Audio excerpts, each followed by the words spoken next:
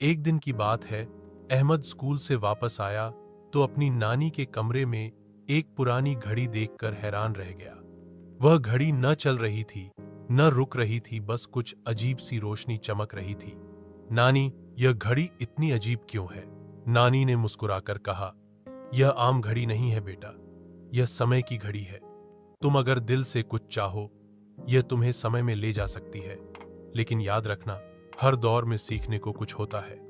अहमद ने सोचा, काश मैं अतीत में जा सकता, जब सब कुछ सरल और सुंदर होता था।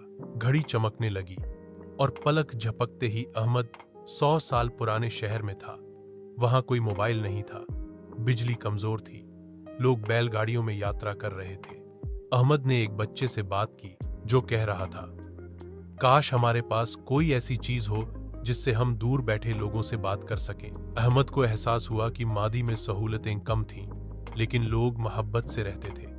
फिर अहमद ने सोचा, चलो भविष्य में चलते हैं। घड़ी ने फिर चमकना शुरू किया और अब वह 100 साल आगे था।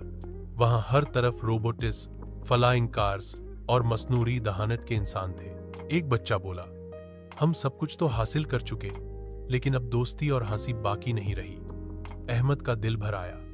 जहां एहसास न हो, वह कैसा भविष्य।